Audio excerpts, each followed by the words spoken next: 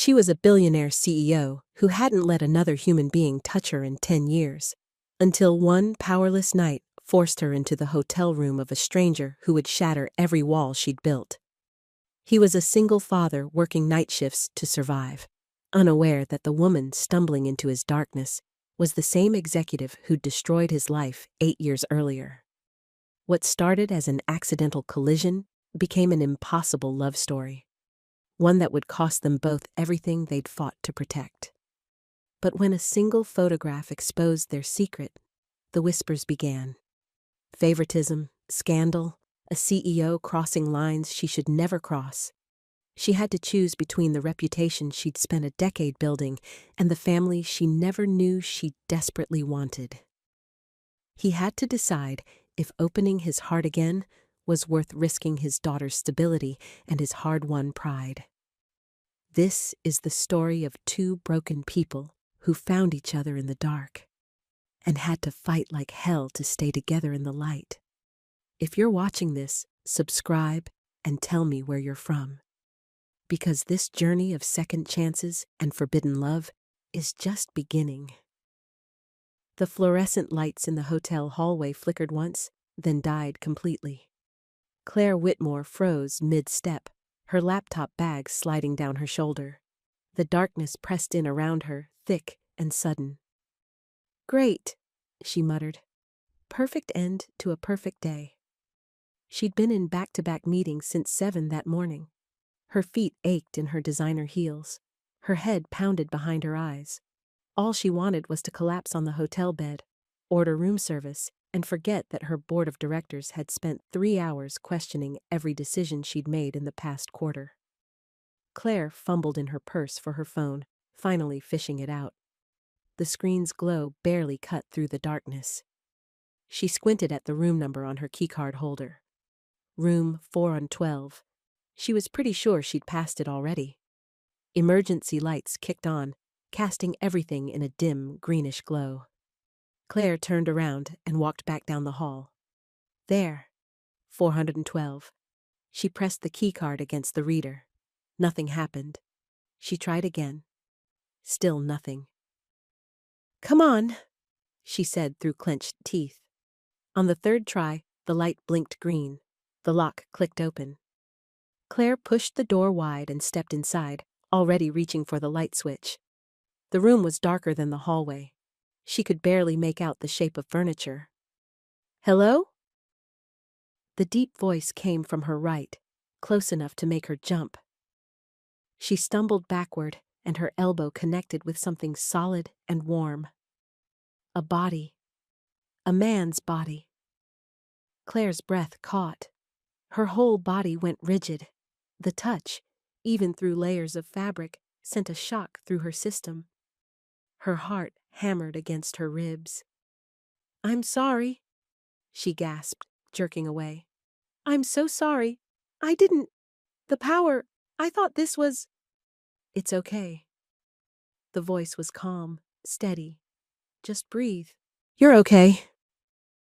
A flashlight clicked on, its beam pointing at the ceiling. In the indirect light, Claire could finally see him. A black man, maybe her age or younger, wearing a dark blue work shirt with a hotel logo. His eyes were kind but cautious. "I think you have the wrong room," he said gently. Claire's face burned. She looked down at her keycard, then at the number on the door. 412. But now she could see a small digital clock on the nightstand, its backup battery casting a faint red glow, and there, a child's backpack on the chair, a pair of small sneakers by the bed. This definitely wasn't her room. "I'm so sorry," she said again. She couldn't seem to stop apologizing. "The power went out, and I couldn't see, and I must have counted wrong, or I'm on the 4th floor, room 420, I think. I must have gotten turned around." "Easy mistake." He kept the flashlight steady, not shining it in her eyes.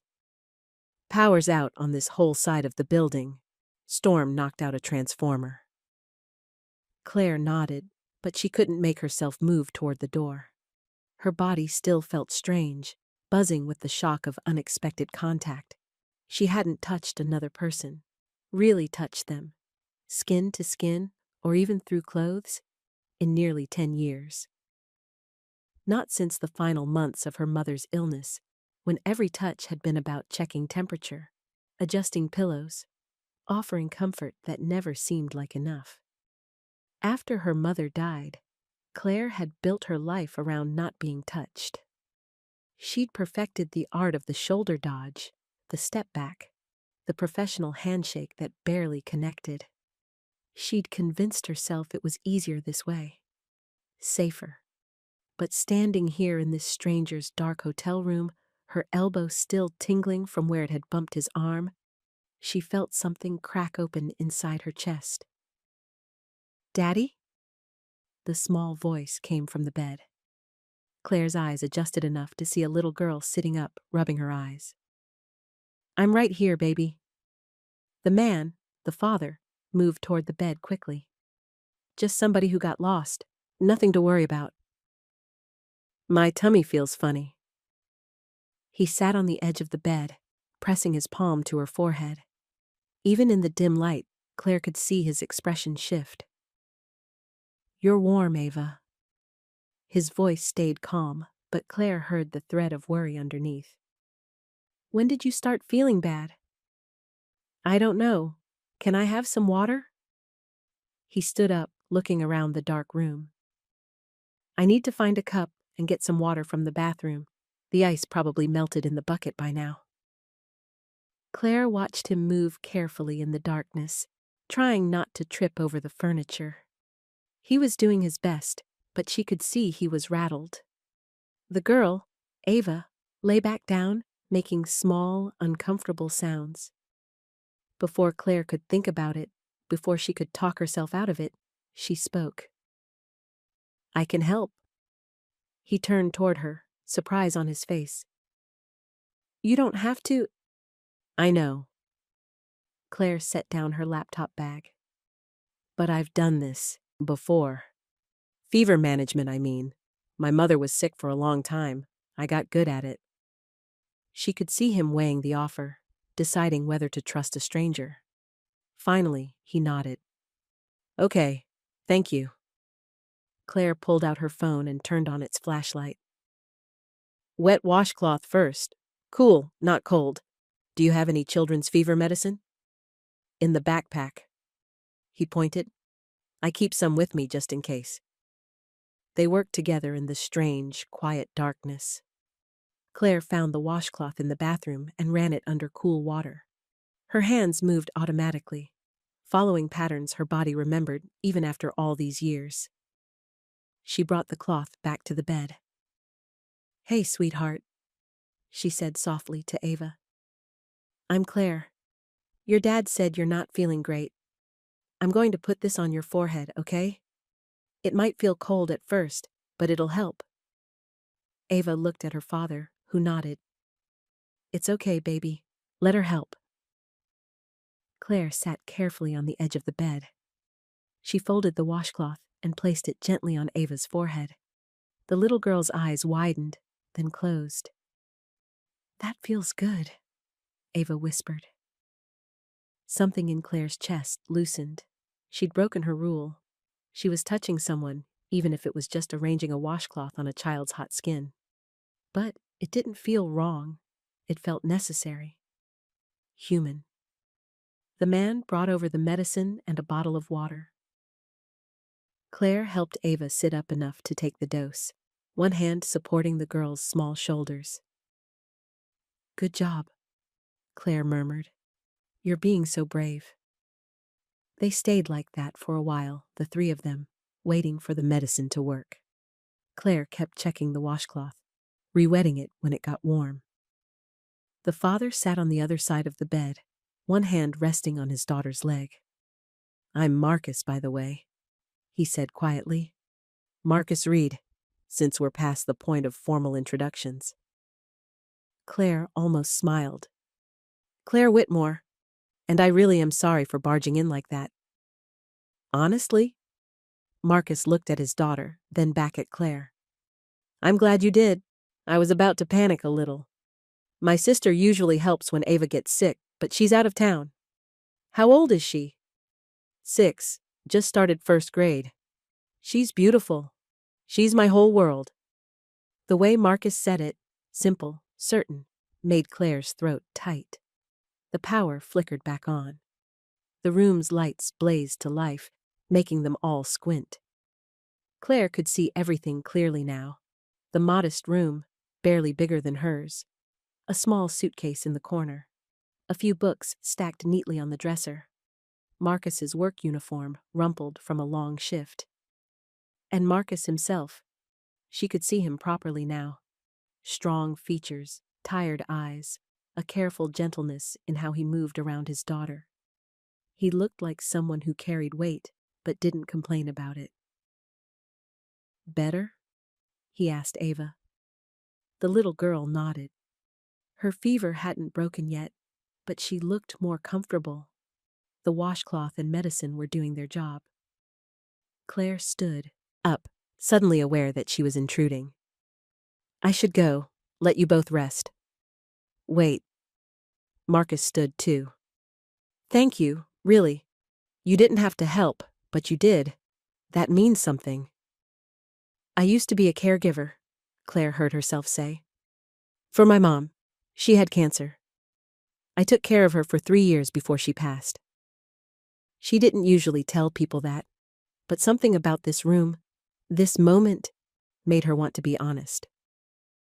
I'm sorry, Marcus said, and the way he said it, not like a polite phrase, but like he genuinely understood loss, made Claire believe him.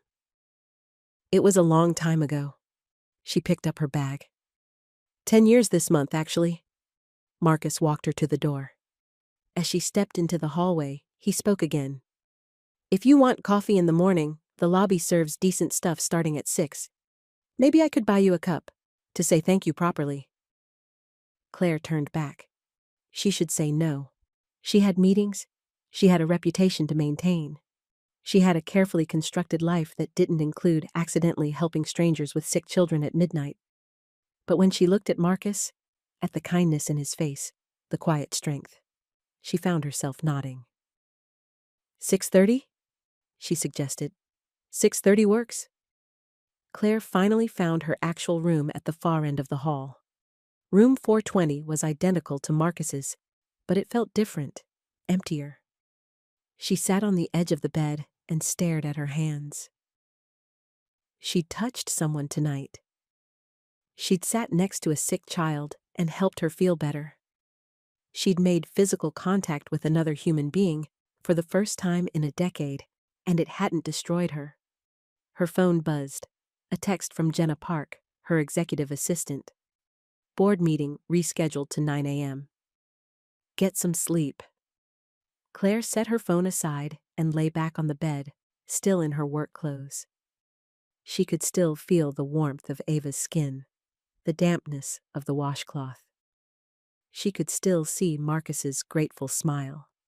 Sleep didn't come easily, but when it did, her dreams were gentler than usual. Morning sunlight streamed through the hotel lobby windows. Claire arrived at 6:20, giving herself time to order before Marcus showed up. She wore casual clothes today, nice jeans, a soft sweater, instead of her usual armor of blazers and heels. Jenna appeared at her elbow, seemingly out of nowhere. Her assistant had a talent for that. You look different, Jenna said, studying Claire's face. Did you actually sleep? A little.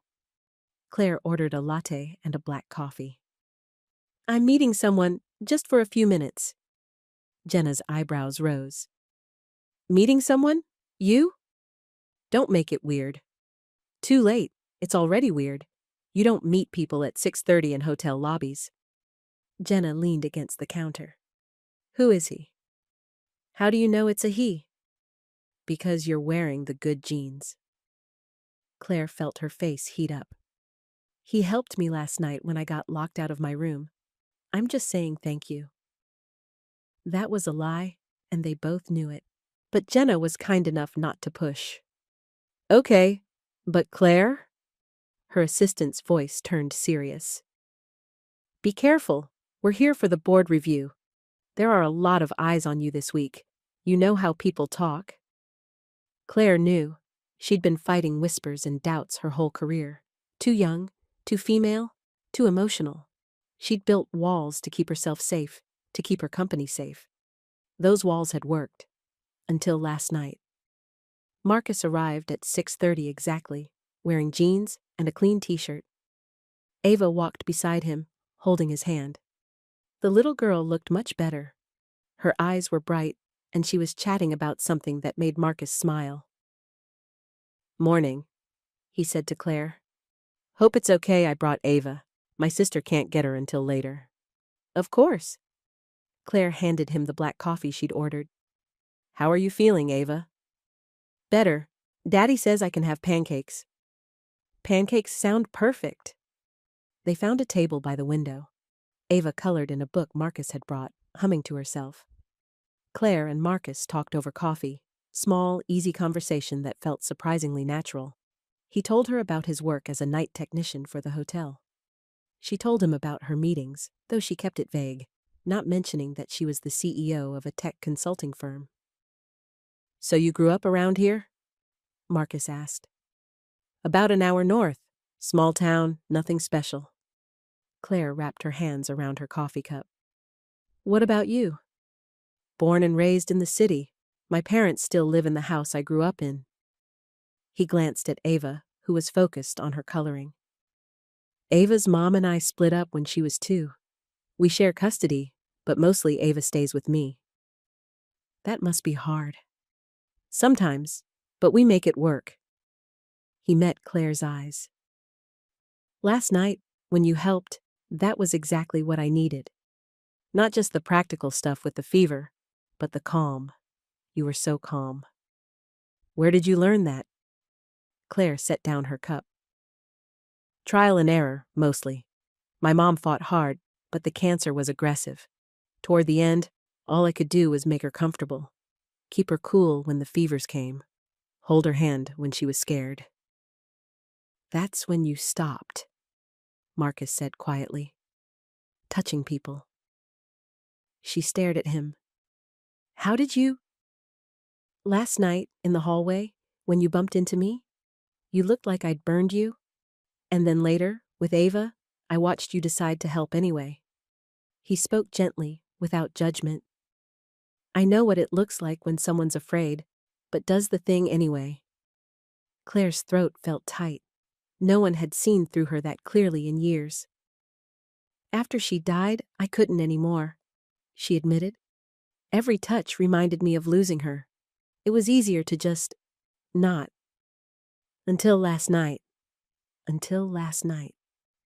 They sat in comfortable silence.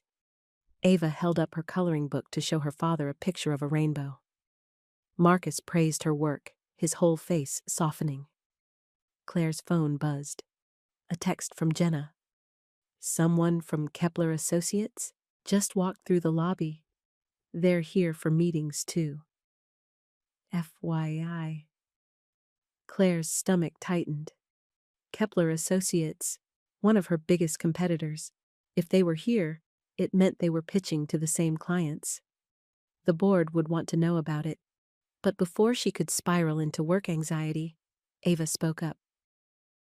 Miss Claire, can you come to the boardwalk with us? Daddy promised we could go after breakfast. Marcus looked embarrassed. Ava, Claire probably has things to do. Actually, Claire heard herself say, I have time. My first meeting isn't until 9. The surprise on Marcus's face made her smile. Maybe she surprised herself too.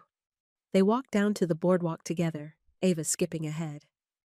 The morning air was crisp and clean, smelling like salt and coffee from the nearby cafe. Claire couldn't remember the last time she'd done something like this, aimless, unscheduled, just for the pleasure of it. Ava wanted to see the boats.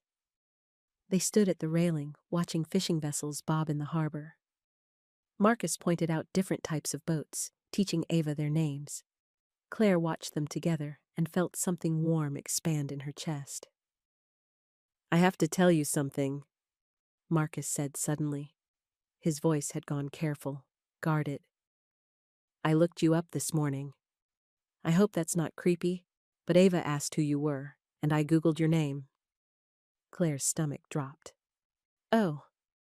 You're the CEO of Whitmore Tech Consulting. The Claire Whitmore. He wasn't looking at her now, just out at the water.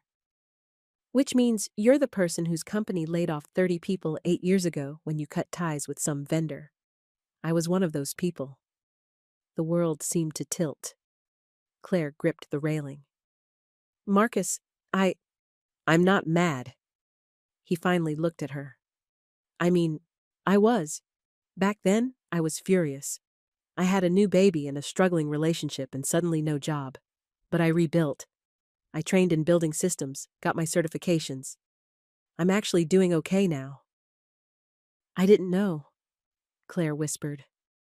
I don't remember that sounds awful. I don't mean I don't remember the layoffs. I do. They were necessary to keep the company alive. But I remember every face, every name.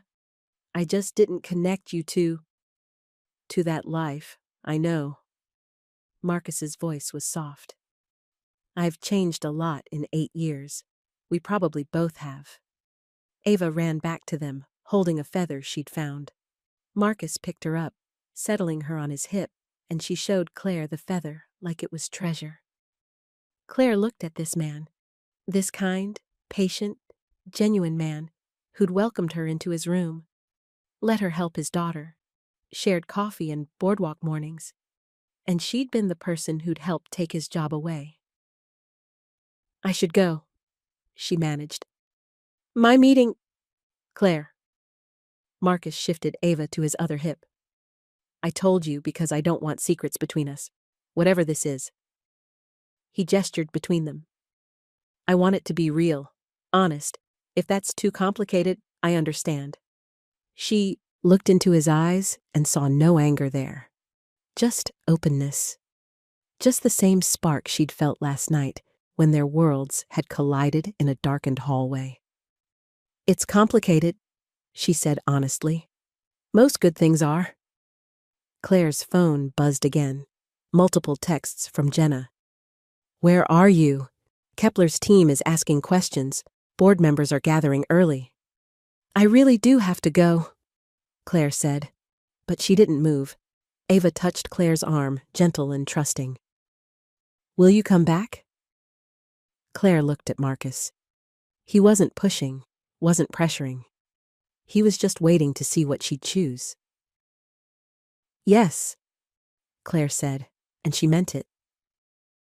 She walked back to the hotel feeling like 2 different people were fighting inside her chest. One wanted to run, from the complication, from the risk, from the way Marcus made her feel things she'd locked away for a decade. The other wanted to turn around and run back to the boardwalk, to that moment of simple morning sunshine and a little girl's feather. In the lobby, she nearly collided with a guest.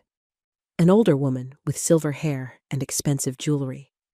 The woman gave Claire a knowing look, glancing from her casual clothes to the direction of the boardwalk. Nice morning for a walk, the woman said. It wasn't until later, when Jenna pulled her aside before the board meeting, that Claire understood what had happened. Someone took a picture of you, Jenna said quietly. You, Marcus, and his daughter, on the boardwalk. It's already being passed around. Claire's blood ran cold. Who?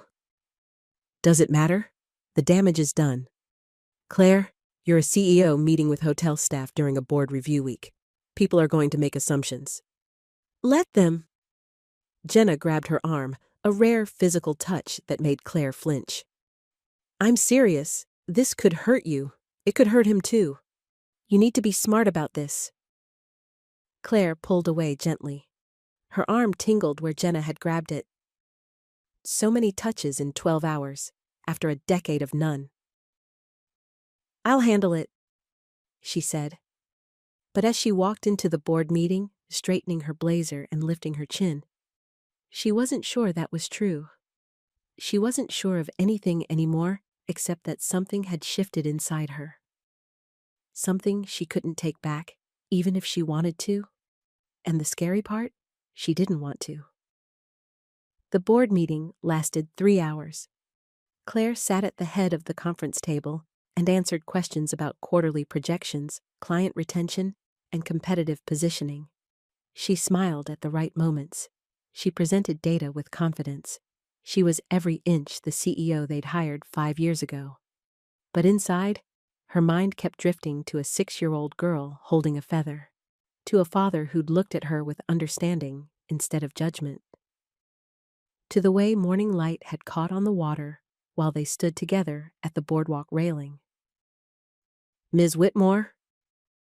One of the board members, Gerald Chen, old guard and perpetually skeptical, leaned forward. "You seem distracted." Claire refocused instantly. "Not at all. You were asking about the Kepler situation." "I was asking why Kepler Associates is staying in this same hotel during our review week. It seems like poor planning on someone's part." "Pure coincidence," Claire said smoothly. "But it gives us a chance to observe their team dynamics. Know your competition." Gerald didn't look convinced, but he moved on to other questions. By the time the meeting ended, Claire's temples throbbed with tension. She gathered her materials and headed for the door. "Claire." Gerald's voice stopped her. "A word." They stood in the empty conference room. Gerald studied her with sharp eyes that had evaluated hundreds of business deals. "There's a photo circulating," he said bluntly. "You, a hotel employee, and a child, on the boardwalk this morning." Claire's jaw tightened. "Someone helped me last night when I needed it. I was returning the favor, that's all." "That's all?" Gerald crossed his arms. "Claire, perception matters, especially now.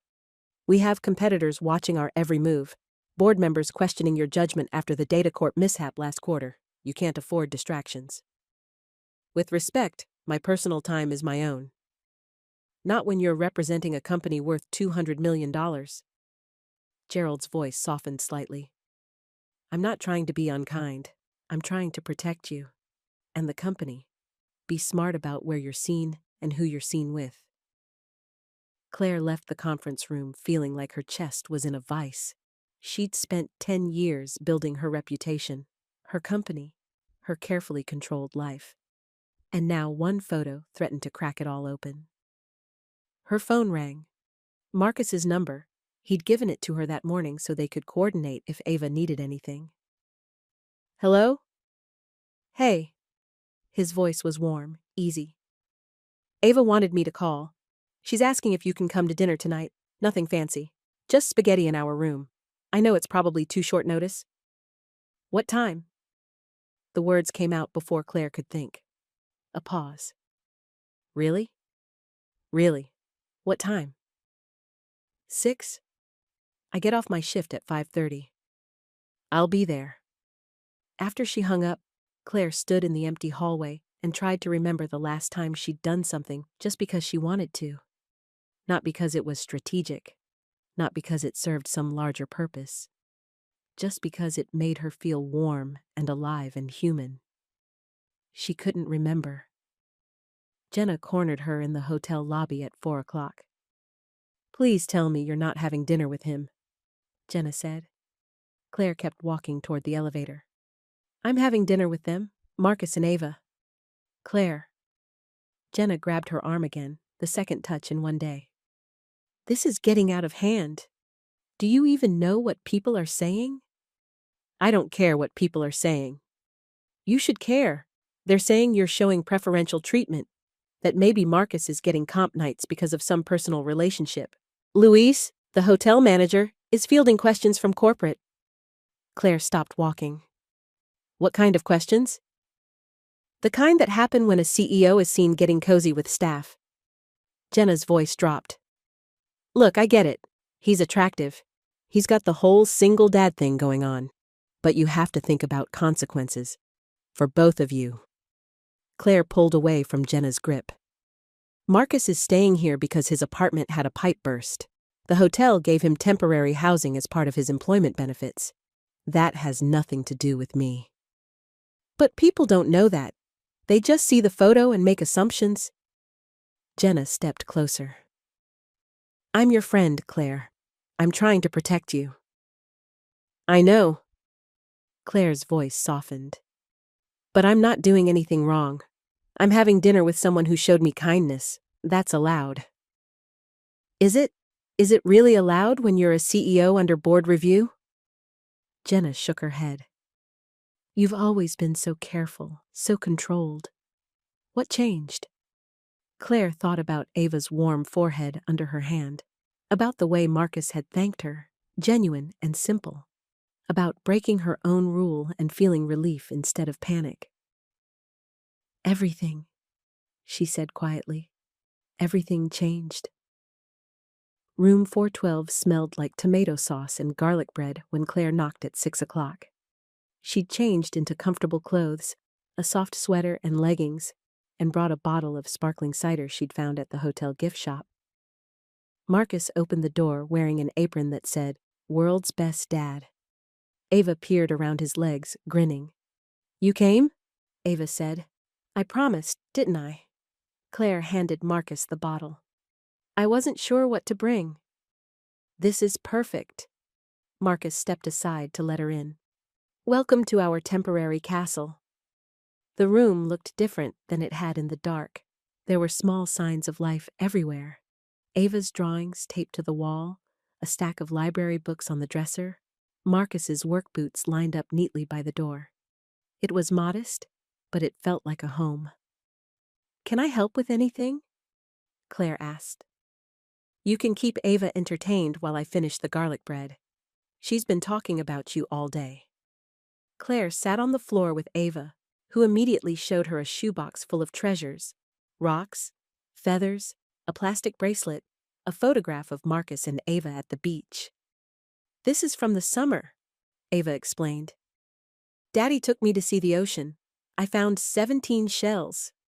17? That's impressive. I counted them twice to make sure. Ava pulled out a small notebook. I write down important numbers. Daddy says it's good to keep track of things. Claire looked at the notebook. Pages of careful 6-year-old handwriting listing things like days until my birthday and how many books I read and times Daddy said I love you this week. That last one made Claire's throat tight. You're a very smart girl, Claire said. Daddy says smart is good, but kind is better. Ava looked up at Claire with serious eyes. Are you kind? I try to be. You were kind to me when I was sick. That counts. Marcus called them to the small table by the window. He'd arranged everything carefully. Paper plates, because the hotel didn't provide real ones. Plastic forks, the sparkling cider in hotel coffee cups. The spaghetti looked surprisingly good. I'm not fancy, Marcus said as they sat down. But I can cook about 5 things really well. Spaghetti is number 2 on the list. What's number 1? Claire asked. Sundae pancakes, with chocolate chips. Daddy makes them into shapes, Ava added. Last week, he made a butterfly. They ate together, conversation flowing easy and natural. Ava told Claire about school, about her best friend Maya, about the book her teacher was reading to the class. Marcus talked about fixing the hotel's ancient boiler system, about his sister Tasha, who worked as a nurse. Claire found herself laughing, really laughing, for the first time in months, maybe years. Can I ask you something? Marcus said when Ava went to the bathroom. His voice had gone careful again. This morning, after I told you about the layoffs, you looked like I'd punched you. I've been thinking about it all day. Claire set down her fork. I was 24 when I made that decision. The company was bleeding money. Our vendor was charging twice the market rate and refusing to negotiate. I had 2 choices: cut ties and lay people off, or watch the whole company collapse. So you chose the hard thing. I chose survival. But I knew it meant real people losing real jobs, people with families and mortgages and— She looked at Marcus. And new babies? You did what you had to do, Marcus said quietly. I get that now. Back then, I was too angry to see it. I just saw my paycheck disappearing and my daughter's mother saying she couldn't do this anymore. She left? Not immediately. But the stress broke us. We were already cracking, and losing my job was the final hit. Marcus ran a hand over his face. Took me 2 years to find steady work again. I did odd jobs, night shifts, anything to keep food on the table. My parents helped with Ava. My sister covered rent a few times. I'm so sorry. Don't be. Marcus looked at her steadily. I mean that. Those 2 years were hell, but they taught me what mattered. I learned new skills. I figured out how to be a full-time dad. I stopped trying to prove something to Ava's mom and started just being present for Ava. You're a good father, Claire said. Anyone can see that. I try. He smiled slightly. My point is, I'm not looking for an apology or charity or anything like that. I rebuilt my life. I'm proud of what I've made. But I need you to know that history is there. If we're going to— He paused. If this is going to be something, I need to know you see me as I am now. Not as the guy you laid off. Not as some project to fix. Is that what you think?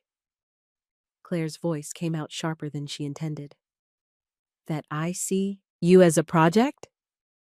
I don't know what you see. They stared at each other across the small table. The air between them felt charged, electric. Ava came back, oblivious to the tension. Can we have dessert now? Daddy bought ice cream. Marcus stood up. Ice cream it is. He pulled a small tub from the mini fridge and scooped it into coffee cups. They ate dessert, mostly in silence. Claire's mind spun with everything Marcus had said. After Ava finished, she yawned wide enough that her whole face scrunched up. Bedtime for you, Marcus said gently. But Claire's still here. Claire will come back another time, right, Claire? He looked at her, the question clear in his eyes. Not just about coming back tomorrow, but about all of it. About whether she could handle this, the complexity, the history, the risk. Right, Claire said. I'll come back. She helped clean up while Marcus got Ava ready for bed. When he came back out, they stood by the door, suddenly awkward. Thank you for dinner, Claire said. Thank you for coming. Marcus leaned against the doorframe. Can I be honest about something? Please. I'm scared, he admitted. Of this, whatever it is. I've worked hard to build a stable life for Ava. I can't afford, emotionally or practically, to mess that up. And you're this whole other world. CEO, board meetings, fancy hotels. I fix boilers and do night shifts. You think I'm not scared? Claire's voice shook slightly. Marcus, I haven't let anyone close to me in 10 years. I haven't touched another person without flinching in a decade. And then you showed up with your sick daughter and your kindness, and I just— She stopped, took a breath. I broke every rule I've made for myself, in one night. Why? Because it felt right? Because you were real? She looked at him directly. I don't see you as a project. I don't want to fix you or save you. You don't need saving. You've already saved yourself. Marcus's expression softened. Then what do you want? Claire thought about that question. What did she want? To feel less alone. To touch someone without her whole body recoiling. To laugh over spaghetti and hear about a 6-year-old's day. To take a risk on something that had nothing to do with profit margins or board approval. I want to know you, she said simply. I want to see where this goes, if you're willing. Marcus studied her face for a long moment. Then he reached out slowly, giving her time to pull away. His fingertips brushed her hand. Claire didn't pull away. His fingers threaded through hers, warm and solid and real. Her heart hammered against her ribs, but it wasn't panic. It was something else entirely. "We go slow," Marcus said. "We're honest with each other, and Ava comes first, always." "I wouldn't have it any other way." "Okay then." He smiled, and it transformed his whole face. "Let's see where this goes." Over the next week, Claire found herself living in two different worlds. During the day, she was CEO Claire Whitmore, sharp, professional, untouchable. She sat through meetings and conference calls. She reviewed contracts and strategized with her team. She fielded pointed questions from Gerald and other board members about the Kepler situation, about market positioning, about her focus. But in the evenings, she slipped into something softer. She met Marcus and Ava for dinner, sometimes in their room, sometimes at the small diner down the street. She helped Ava with a school project about ocean animals. She listened to Marcus talk about his day, about the ancient heating system he was nursing along, about his sister's upcoming birthday. They took walks on the boardwalk when Marcus's shifts allowed. They watched Ava play at the small playground near the hotel. They talked about everything and nothing, childhoods, favorite books, the small disappointments and victories that made up a life. And slowly, carefully, Claire learned to be touched again. It started small. Marcus's hand on her lower back as they crossed a street, his shoulder brushing hers as they sat together on a bench, Ava climbing into her lap to show her a drawing. Each touch was a tiny earthquake. Each one made Claire's heart race. But each one also felt a little easier than the last. One evening, they sat on a bench watching the sunset paint the water gold and pink. Ava had fallen asleep against Marcus's side, exhausted from a day at school. "Can I ask what happened?" Marcus said quietly. "With your mom, I mean. You said it was 10 years ago." Claire watched the sun sink lower. Ovarian cancer. By the time they caught it, it had spread everywhere. She fought for 3 years, but... She paused. "The last 6 months, I took leave from work to care for her full-time. I was 22. Everyone told me to hire help, to let professionals handle it. But I couldn't. She was my mom." "You were alone?" "My dad left when I was 5. No siblings. Just me and her." Claire's voice went thick. "Every day I touched her, checking fever, adjusting pillows, holding her hand through the bad moments. And every day she got a little more gone. By the end, I couldn't tell if I was helping or just watching her suffer." Marcus shifted Ava carefully and reached for Claire's hand. She let him take it. "After she died," Claire continued, "I threw myself into work, built the company from almost nothing, proved I could be successful, independent, strong, and I convinced myself that not letting anyone close was part of that strength. But it wasn't. No, it was just fear wearing a different name." They sat in silence, hands linked, watching the sky darken. Ava snored softly against her father's shoulder. "I'm glad you walked into my room that night," Marcus said. Claire almost smiled. "Even though I scared you?" "Even though. Best wrong room I've ever been in." Something warm bloomed in Claire's chest. She squeezed his hand, but the warmth didn't last. The next afternoon, Luis Ortega, the hotel manager, called Marcus into his office. Marcus texted Claire immediately after. "Need to talk. Can you come to the coffee shop in an hour?" Claire's stomach knotted. She finished her conference call early and headed downstairs. Marcus was already there, sitting at a corner table, his jaw tight with tension. Claire slid into the seat across from him. "What happened?" "Corporate called Luis. They're doing an audit of employee benefits, specifically asking about the comp room situation." Marcus's hands were clenched on the table. Someone filed a complaint saying I'm getting special treatment because of a relationship with a guest. Claire felt cold all over. The photo. The photo? Plus, someone saw us having dinner together multiple times. Plus, you walking to the playground with me and Ava. Marcus's voice was controlled, but she could hear the anger underneath. Luis said he defended the arrangement, told them it was approved before you and I ever met, but they want documentation. They're questioning his judgment. This is my fault. It's not. It is. Claire's voice shook. I should have been more careful. I should have thought about how this would look. You think I care how it looks? Marcus leaned forward.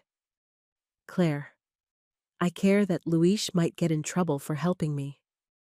I care that my daughter's temporary home is suddenly in jeopardy. I care that people are making assumptions about us based on nothing. What can I do? Let me help. I can talk to corporate, explain. No. Marcus's voice was firm. That's exactly what we can't do.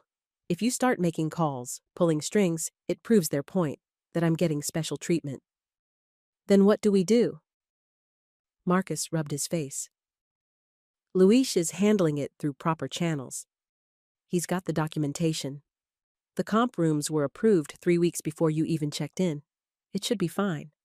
Should be. Yeah, should be.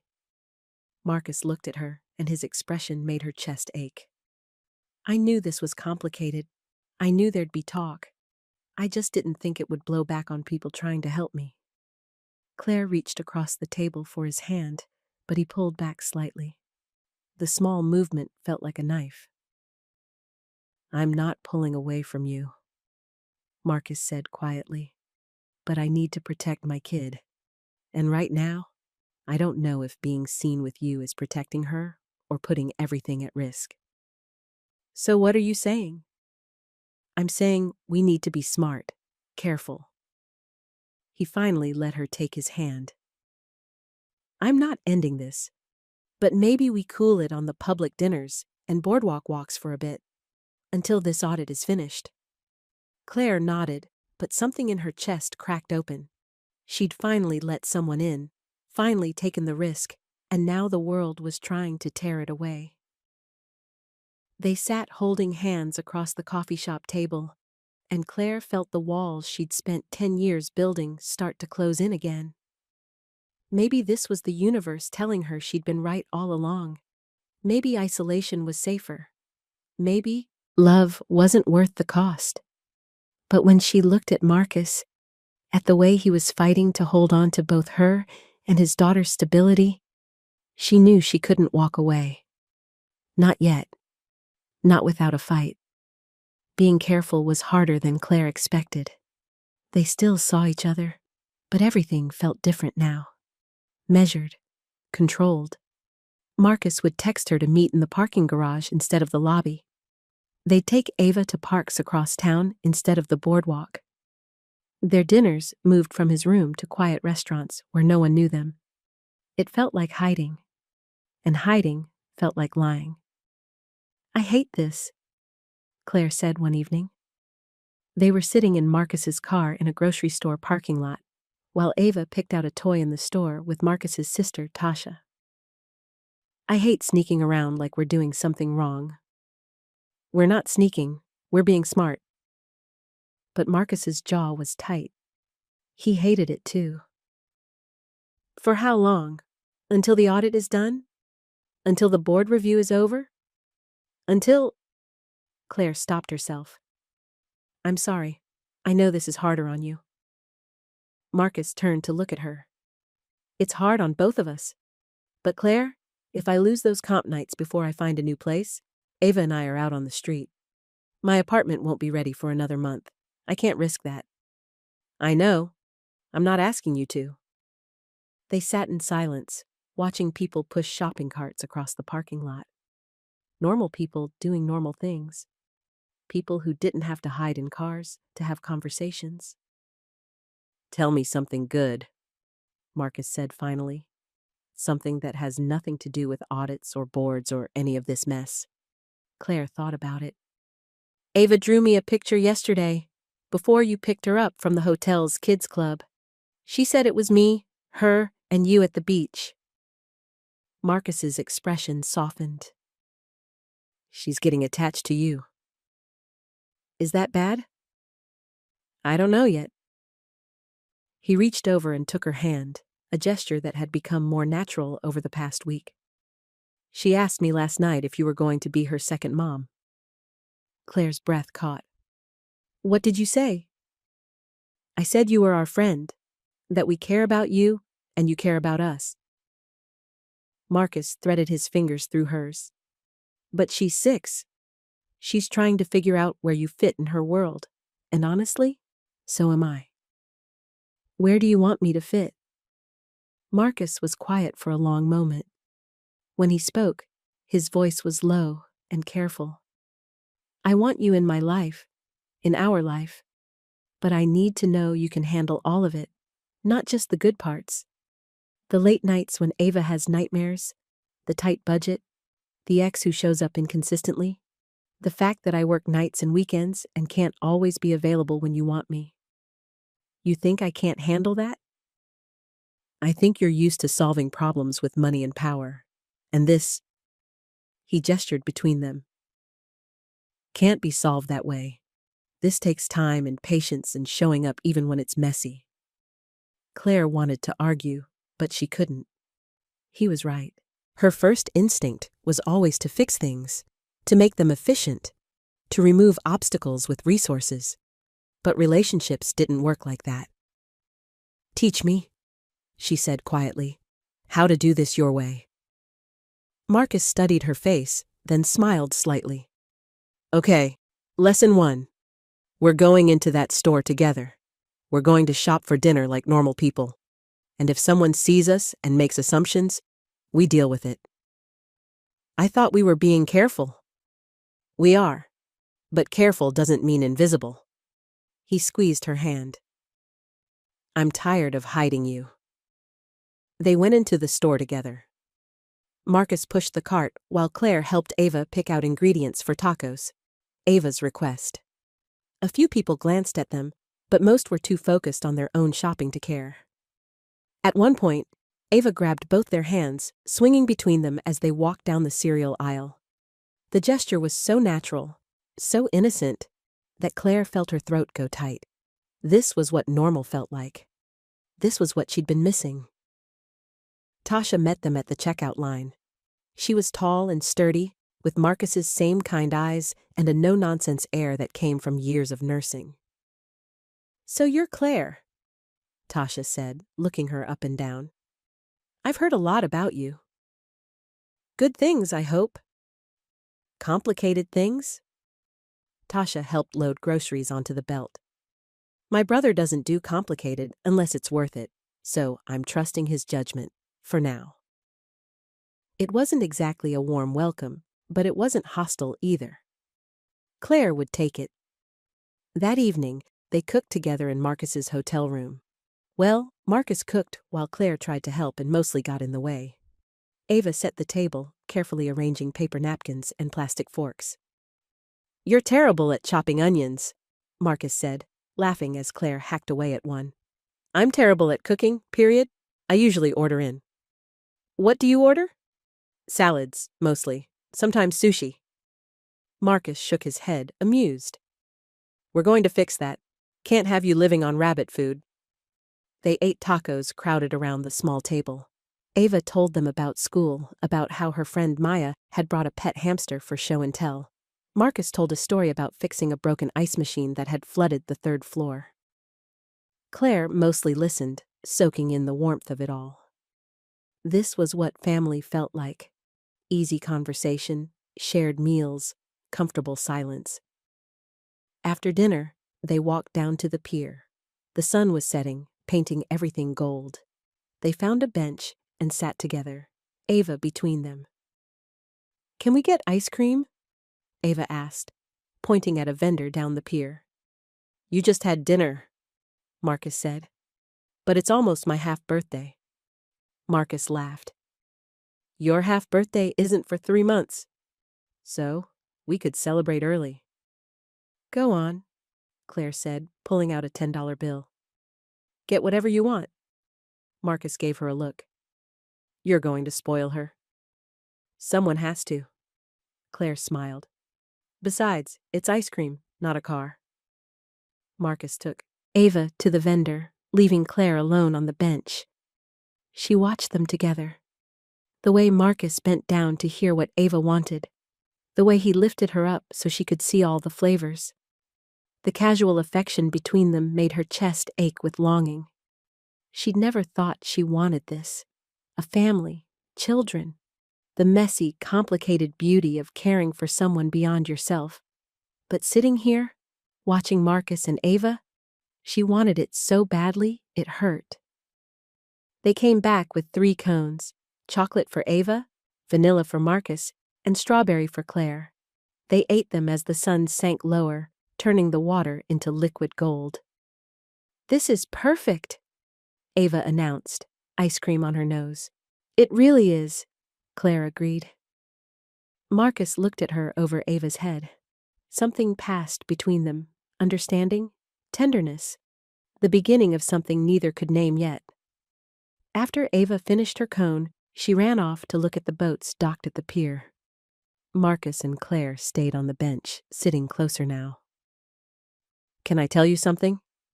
Marcus said. Always. I'm falling for you. He said it simply, directly. I've been trying not to. Trying to keep some distance, stay smart. But I can't help it. You're in my head all the time. Claire's heart hammered. Marcus, you don't have to say it back. I just needed you to know. He turned to face her. I haven't felt this way since Ava's mom, and that scared me because of how badly that ended. But with you, it's different. It feels solid. Real. It is real, Claire whispered. And I'm falling for you too. Both of you. Marcus reached up and touched her face. The first time he'd done that. His palm was warm against her cheek. Claire leaned into the touch instead of pulling away. Can I kiss you? He asked. Claire nodded, not trusting her voice. Marcus leaned in slowly, giving her every chance to change her mind. When his lips touched hers, it was gentle and careful and perfect. Claire's eyes closed. Her hand came up to rest against his chest, feeling his heartbeat under her palm. The kiss was brief. They were in public, and Ava was just down the pier, but it was enough. When they pulled apart, Claire felt like she'd crossed some invisible line, like she'd stepped into a life she'd never imagined for herself. Wow, Marcus said softly. Yeah, Claire agreed. Wow. Ava came running back, oblivious to what had just happened. Can we come back tomorrow? We'll see, baby, Marcus said, his eyes still on Claire. They walked back to the hotel as twilight settled in. Ava held both their hands again, chattering about nothing and everything. Claire felt lighter than she had in years, but the lightness didn't last. The next morning, Claire was in a breakfast meeting with 2 board members when Jenna pulled her aside. We have a problem, Jenna said quietly. That photo from the boardwalk? It's making rounds again. Someone posted it on social media with speculation about preferential treatment. Claire's stomach dropped. Who? Does it matter? It's out there. And Gerald called. He wants to meet with you this afternoon. The meeting with Gerald was exactly as bad as Claire expected. This has gotten out of hand, Gerald said, pacing his hotel room. First, the casual photo. Now people are actively talking about your relationship with hotel staff. Do you understand how this looks? I understand that my personal life is being scrutinized unfairly, Claire said, keeping her voice level. Unfairly? Gerald stopped pacing. Claire, you're a CEO. Every choice you make reflects on this company, and right now, the optics are terrible. The optics of what? Dating someone? The optics of a power imbalance, of possible favoritism, of being distracted during a critical board review. Gerald sat down across from her. I'm not trying to control your personal life, but I am trying to protect this company and you from unnecessary scandal. There's no scandal. Marcus and I are two adults who care about each other. Then care about each other somewhere else? After the board review? After things settle down? Gerald's voice softened slightly. I'm asking you to take a step back. Move to a different hotel. Put some distance between you and this situation until we can get through the next few weeks. Claire felt cold all over. You're asking me to leave. I'm asking you to be smart. That evening, Claire sat in Marcus's room and told him everything. He listened in silence, his face unreadable. So they want you to move hotels, he said finally. I don't have to. I can tell Gerald to back off, that it's my choice. But it would be easier if you did. Claire reached for his hand. I don't care about easier. I care about you. Claire. Marcus pulled away gently. You have a company to protect. A board to answer to. I get it. I really do. You're angry. I'm not angry. I'm just... He stopped, rubbed his face. I knew this would happen. I knew the gap between our lives was too big. I just hoped we could figure it out. We can still figure it out. Before Marcus could answer, his phone rang. He looked at the screen and his expression changed. It's Luis. I need to take this. Claire watched as Marcus stepped into the bathroom for privacy. She could hear his voice through the door, tense, clipped. When he came back out, his face was carefully blank. The audit came back, Marcus said. My comp nights are approved, but Luis is being reassigned. Corporate says it's routine, but we both know what it really is. They're punishing him for defending me. Marcus, I'm so sorry. And they're ending the comp nights early. They found a procedural issue with how they were approved. I have 2 weeks to find somewhere else to live. Claire stood up. Let me help. I can make some calls, find you a place. No. Marcus's voice was sharp. Don't you see? This is exactly what they're saying, that I'm getting special treatment because of you. If you swoop in and fix this, it proves their point. I don't care what it proves. I care that you and Ava have a roof over your heads. And I care that my daughter sees me solve my own problems. That I don't need someone to rescue me. Marcus's jaw was tight. I've been taking care of us for 6 years. I'll figure this out. So what? I'm supposed to just walk away? Pretend I don't care? I don't know. Marcus's voice rose, then fell. I don't know, Claire. Maybe Gerald's right. Maybe we need distance until this settles down. The words hit like a physical blow.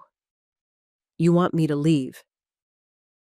I want you to be able to do your job without this hanging over you, and I want to protect my kid without worrying that being with you is making everything worse. Marcus's eyes were pained. I care about you. God, I care about you so much. But right now, I don't know how to make this work. Claire felt tears building, but refused to let them fall. So that's it? We just give up? I'm not giving up. I'm being realistic. Marcus stepped closer, but didn't touch her. You have a board review to get through. I have 2 weeks to find housing. Let's both deal with our situations, and then we can figure out what comes next. And if there is no next? Marcus's face crumpled slightly. Then, at least we tried. Claire grabbed her bag and walked to the door. She turned back once, hoping Marcus would call her back, tell her to stay. But he just stood there, hands in his pockets, looking as lost as she felt. Goodbye, Marcus, she whispered. Bye, Claire. She made it to her own room before the tears came. The next few days were torture.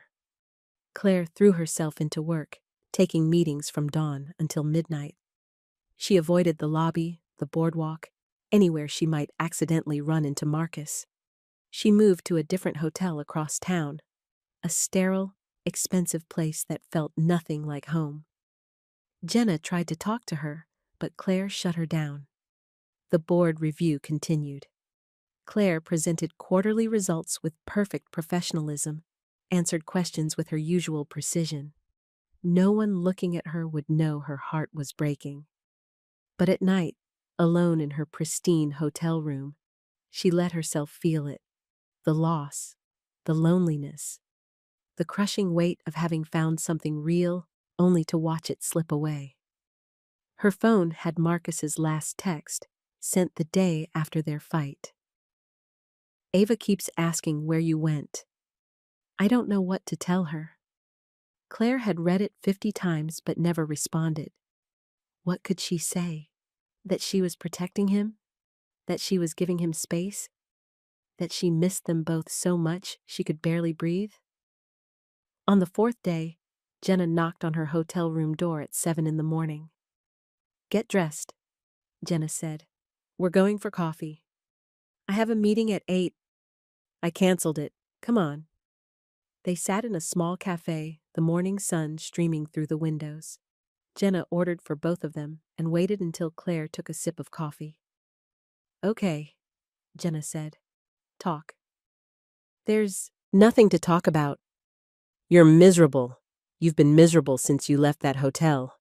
And before you say you're fine, know that I've worked for you for 3 years. I know when you're lying. Claire set down her coffee cup. What do you want me to say? That I made a mistake? That I let myself care about someone and it blew up exactly like I knew it would? I want you to say what you really feel. Claire's hands trembled. I feel like I finally let myself want something beyond work and success, and the universe laughed in my face. I feel like I'm right back where I started, alone and convinced that's how it has to be. Is that really what you think? That you have to be alone? It's safer.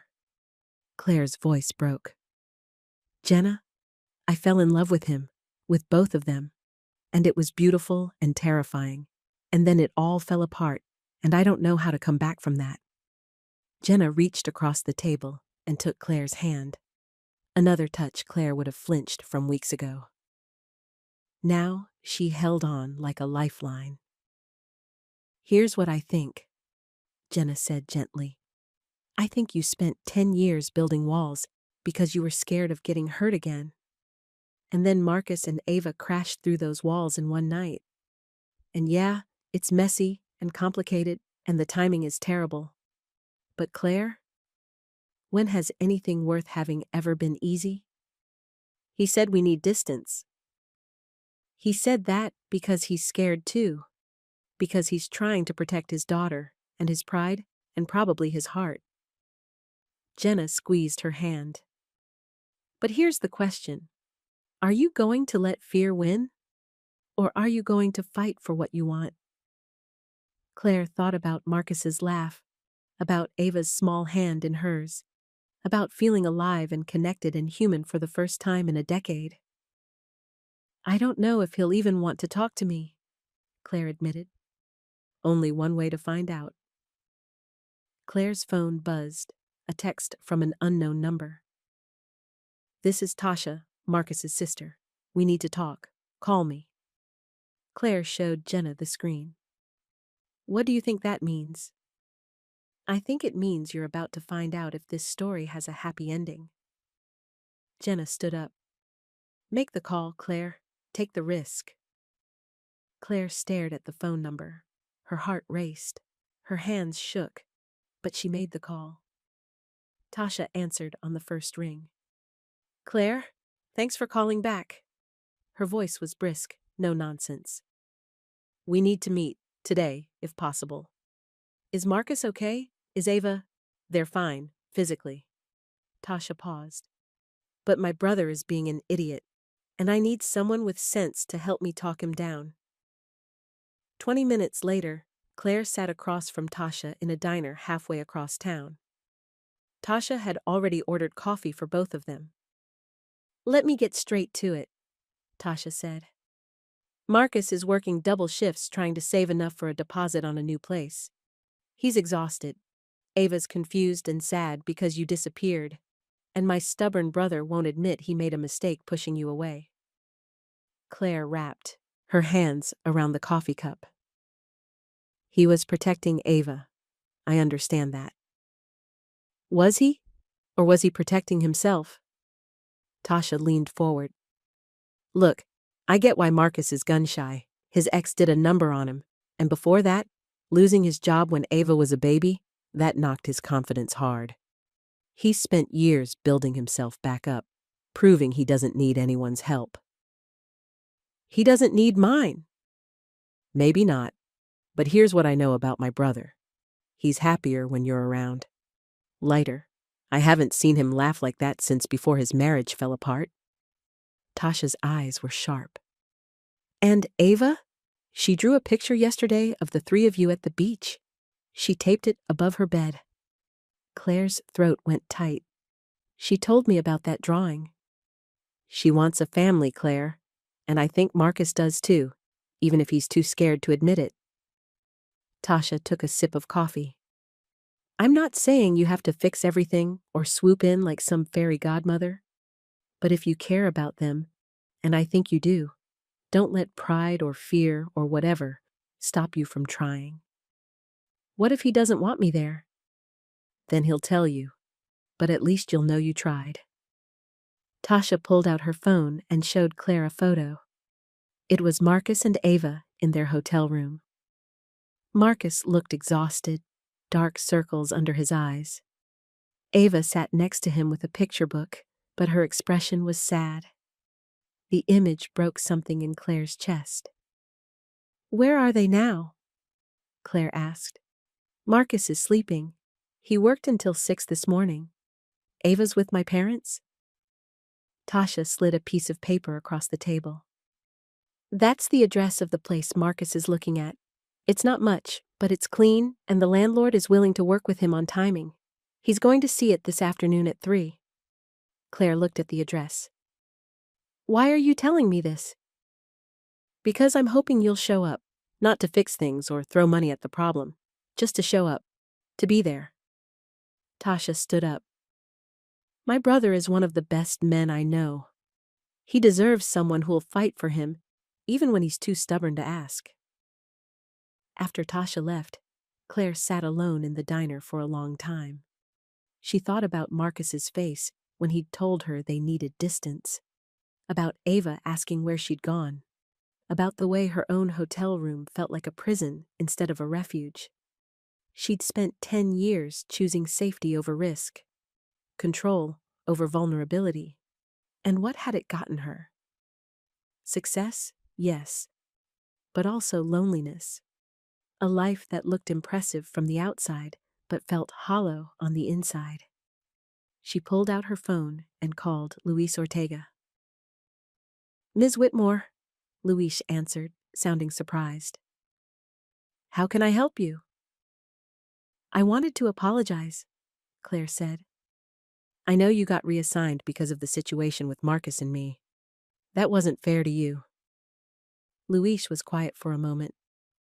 I appreciate that, but I want you to know, I don't regret defending Marcus.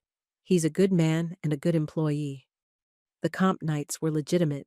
I just wish corporate had seen it that way. What happens now? With his housing? He has to be out by the end of next week. I've been trying to help him find something, but the rental market is tight right now. Luis sighed.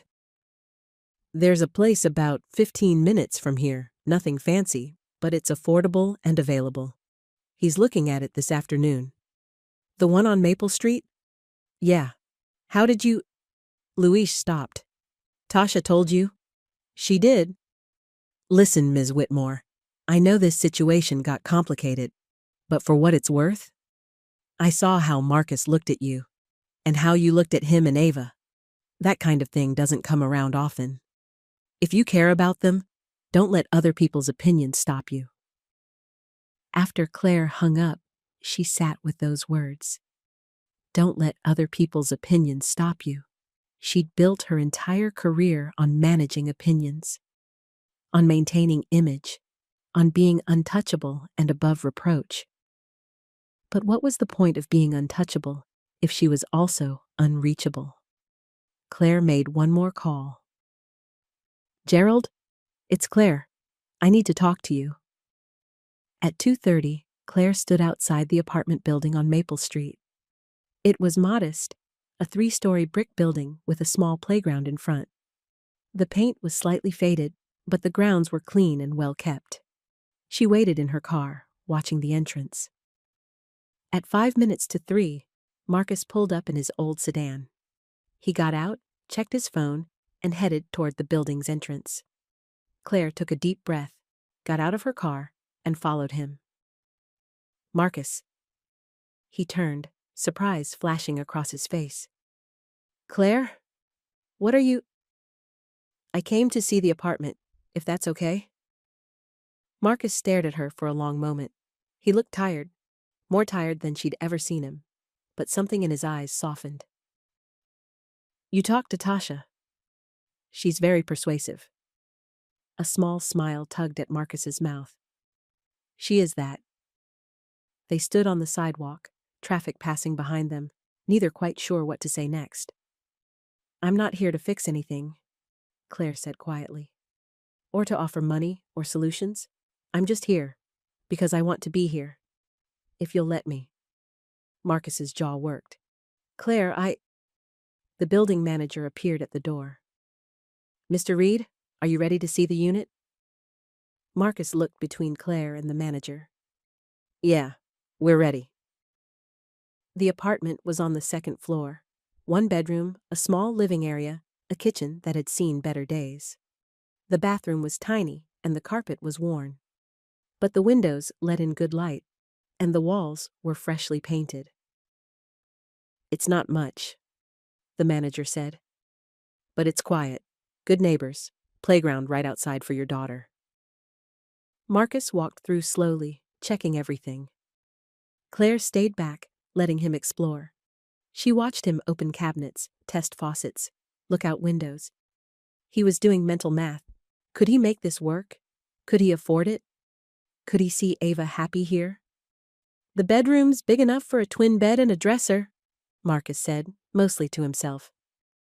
"I could sleep on a pull-out in the living room." "There's a storage unit in the basement included with rent," the manager added. Claire bit her tongue. She wanted to say she'd buy Ava a new bed, paint the room any color Ava wanted, help them move.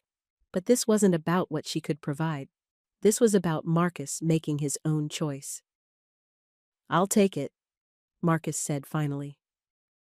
"When can I move in?" "First of the month, so you've got about a week and a half."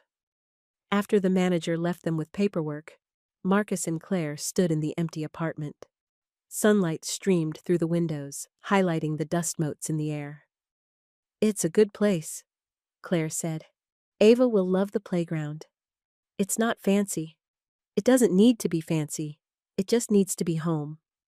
Marcus leaned against the kitchen counter. "Why did you really come today?" Claire walked over to the window, looking down at the playground below. "Because Tasha called me. Because I missed you. Because I've been miserable for the past week pretending I'm fine when I'm not." "Claire, let me finish." She turned to face him. "I talked to Gerald this morning. I told him that my personal life is my own, and if the board has a problem with that, they can find a new CEO. Marcus's eyes widened. "You didn't." "I did. And you know what he said? He said he respected me for finally standing up for something beyond the company." Claire moved closer.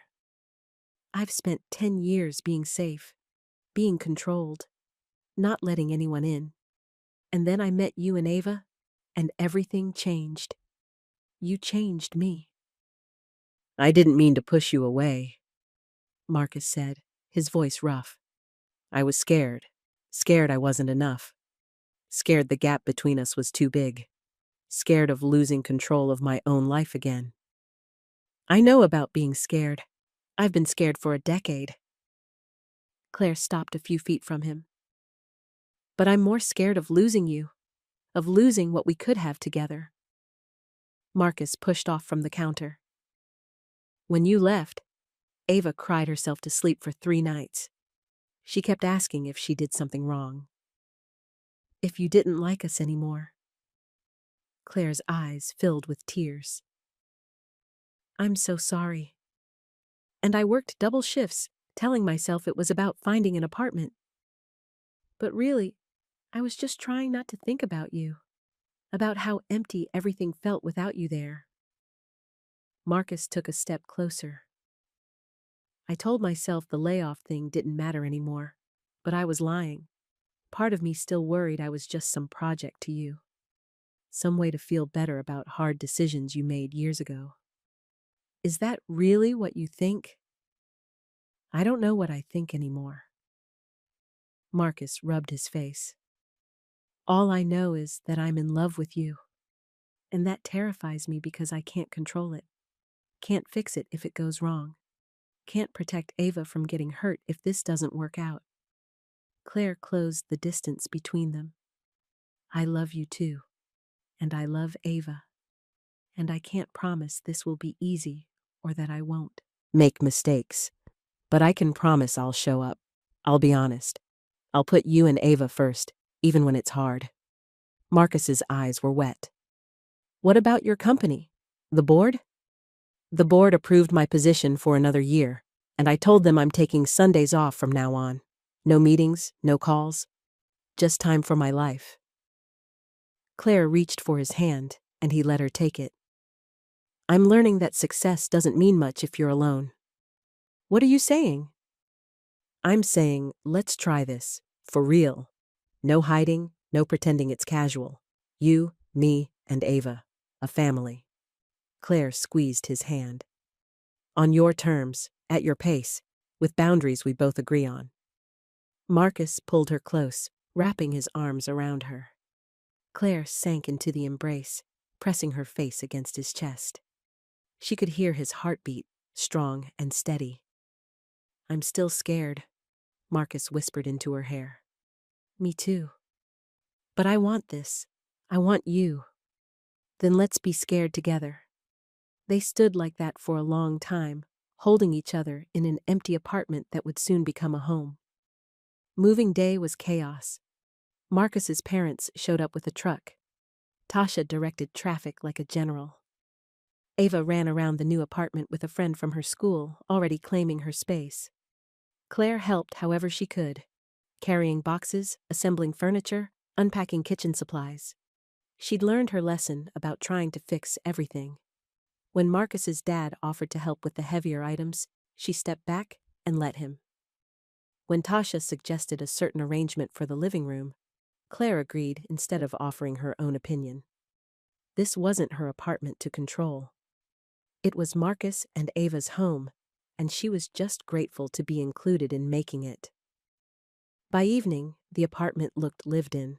Ava's bed was set up with her favorite stuffed animals arranged just right. The kitchen had dishes in the cabinets and food in the refrigerator. Marcus's makeshift bed in the living room was neat and functional. They ordered pizza and sat on the floor, eating straight from the boxes. Ava was exhausted but happy, leaning against Claire's side as she picked at her third slice. I like this place, Ava announced. It feels right. Yeah? Marcus smiled at his daughter. What makes it feel right? We're all here. Ava looked up at Claire. You're staying for dinner now, and tomorrow, and the next day. If your dad says it's okay. Marcus met Claire's eyes over Ava's head. It's more than okay. After Ava fell asleep in her new room, Marcus and Claire stood on the small balcony, looking out at the quiet street below. The evening air was cool and carried the smell of someone's barbecue. Thank you, Marcus said quietly. For today? For showing up and helping without taking over. I'm learning, Claire leaned against the railing. How to be part of something instead of running it. You're doing good. Marcus put his arm around her shoulders and Claire leaned into him. My mom pulled me aside earlier. She said you're a keeper. What did you say? I said I already knew that. They were quiet for a moment, just being together. A month ago, Claire couldn't have imagined this, standing on a modest balcony with a man she loved, helping raise a child who wasn't hers, choosing ordinary happiness over impressive success. But now, she couldn't imagine anything else. The hotel's hosting a thing next week, Marcus said. Luis is back, by the way. Corporate realized they overreacted. Anyway, they're having this little courtyard celebration for staff. I was thinking maybe we could go together, publicly. Claire turned to look at him. You want to go public? I want to stop hiding. I want people to know you're my girlfriend. That Ava adores you.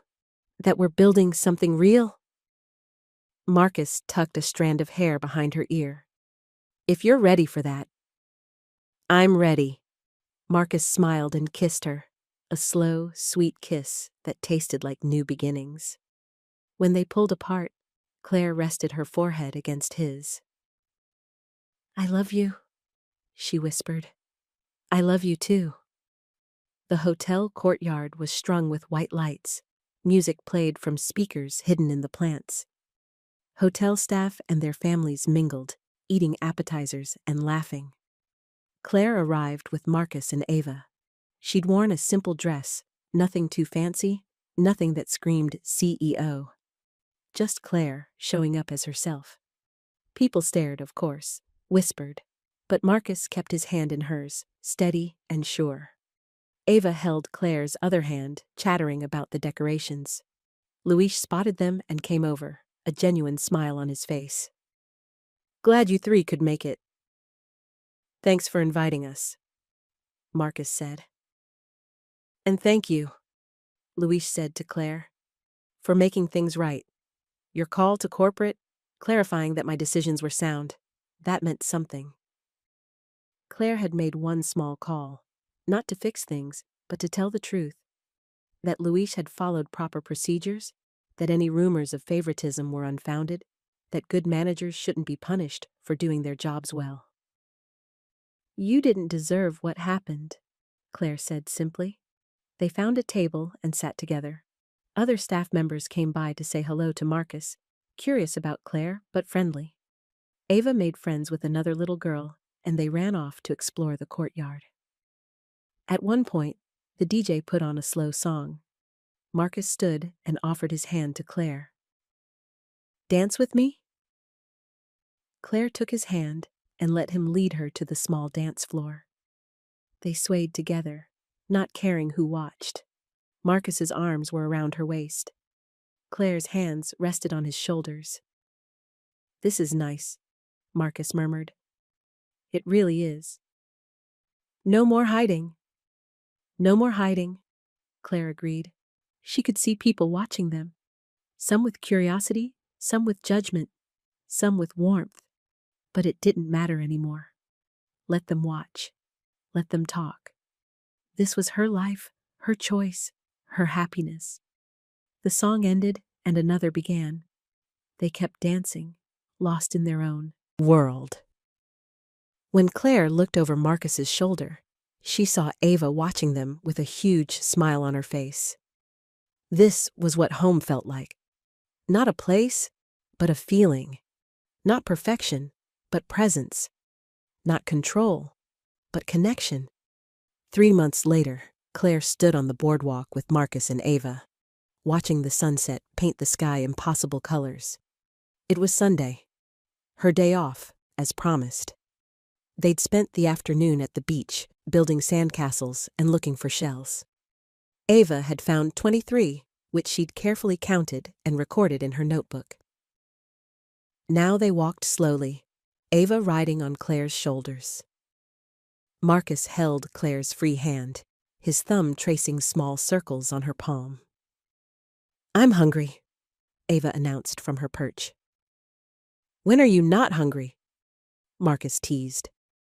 Growing takes a lot of energy. That's science. Claire laughed.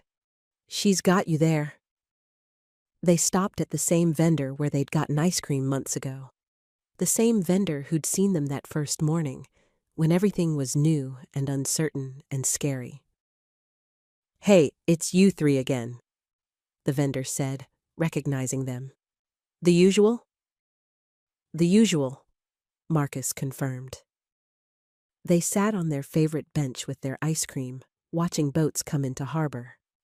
Ava chattered between bites, telling them about a book her teacher was reading and a dance she was learning in gym class. Claire glanced at Marcus and found him already looking at her. He smiled, that soft, private smile that was just for her, and her heart felt full enough to burst. Her phone buzzed, a text from Jenna. "Board loved your quarterly presentation," Gerald said, and I quote, "Best work Claire's ever done. Guess happiness is good for business after all." Claire sent back a simple reply. "Thanks. See you Tuesday." She'd learned to set boundaries. Work was important, but it wasn't everything. The board had adjusted. Her company was thriving, and she was finally, genuinely happy. "What are you thinking about?" Marcus asked. "How much my life has changed. How different everything is from a year ago." "Good different? The best different." Claire leaned her head on his shoulder. "I never thought I could have this. A family. Love. All of it. Sometimes the best things are the ones we don't plan for." Ava finished her ice cream and climbed down from the bench. "Can we go see the boats?" "One more thing first," Marcus said. He pulled something from his pocket, a small box. Claire's breath caught. "Marcus!" "Relax." He smiled. "It's not that, not yet, anyway. But I wanted to give you something." He opened the box to reveal a simple key on a ring. Attached to it was a small charm, a tiny lighthouse. "It's a key to our apartment," Marcus explained. "So you can come and go whenever you want. So Ava doesn't have to wait by the door every day at 5:30, wondering if you'll show up, even though you always do. So you know you have a place with us? Always." Claire took the key with shaking hands. Something about the gesture, the simplicity of it, the trust it represented, made her eyes sting with tears. "Thank you," she whispered. "Thank you for showing up that first night, for staying, for choosing us every day since." Marcus kissed her temple. "You're part of this family, Claire. This is your home too." Ava came back and grabbed both their hands.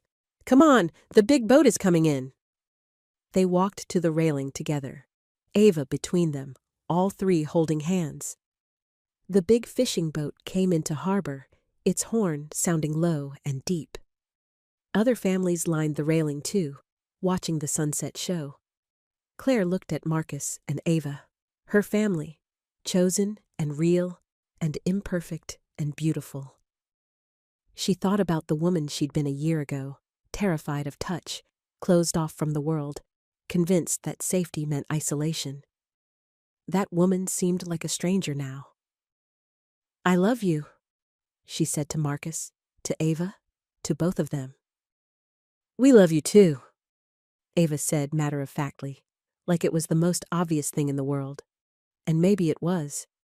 Maybe love wasn't complicated or scary or dangerous. Maybe it was just this: standing together on a boardwalk, watching boats come home, holding hands as the sun went down. Maybe it was choosing to show up day after day, even when it was hard. Especially when it was hard. Maybe it was learning that the best kind of strength wasn't control, but surrender.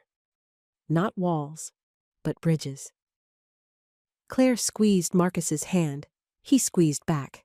Ava pointed at a seagull and laughed, and Claire knew with absolute certainty that she was exactly where she was meant to be. Home. Epilogue. The knock on the apartment door came at 6:30 on a Saturday morning. Ava, already awake and coloring at the kitchen table, jumped up to answer it. "It's Claire!"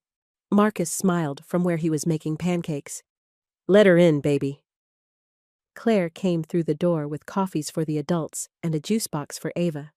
She kissed Marcus good morning, a simple, easy gesture that had become routine, and ruffled Ava's hair. "Guess what?" Ava said, bouncing with excitement. "We're making butterfly pancakes!" "I can see that." Claire looked at the slightly lopsided pancakes on the griddle. "They're perfect." "Daddy says you're staying for breakfast, and then we're all going to the farmer's market. Is that the plan?" Claire looked at Marcus, eyebrow raised. "That's the plan." Marcus flipped a pancake with a flourish. "Unless you had something else in mind?" "Nope, farmer's market sounds perfect." They ate breakfast together, the three of them, in the small kitchen that had become so familiar. They talked about Ava's upcoming school play, about Marcus's new position as the hotel's lead maintenance supervisor, about Claire's decision to mentor young female entrepreneurs. After breakfast, they walked to the farmer's market hand in hand. Ava skipped ahead, stopping to examine every flower stand and vegetable display. Marcus and Claire followed at a leisurely pace, shoulders touching. "I was thinking," Marcus said carefully. "My lease is up for renewal next month." "Okay?" "And I was thinking maybe, instead of renewing, we could look for a 2-bedroom place. Together."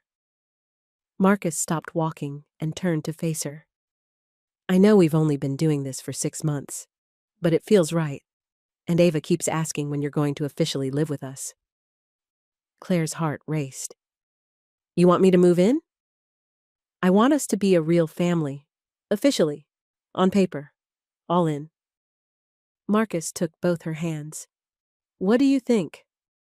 Claire looked at Ava up ahead, carefully selecting apples from a vendor. She looked at Marcus, patient and hopeful and steady. She thought about the key in her pocket that she carried everywhere, even though she'd long since memorized when they'd be home. She thought about the woman she'd been, alone, untouched, safe behind walls she'd built so carefully. And she thought about the woman she'd become, loved, connected, brave enough to choose happiness over safety. "I think," Claire said, pulling Marcus close, "that sounds perfect. Let's find our home." Marcus kissed her there in the middle of the farmer's market with people milling around and Ava calling for them to come look at the biggest pumpkin ever. And as they broke apart, both grinning like idiots, Claire realized something fundamental had shifted. She wasn't afraid anymore. Not of touch, not of love, not of the messy, complicated beauty of building a life with someone else. She was just grateful. For wrong hotel rooms and midnight fevers and breakfast pancakes and Saturday mornings. For second chances. For love that chose her. And love she chose back. For home. The end.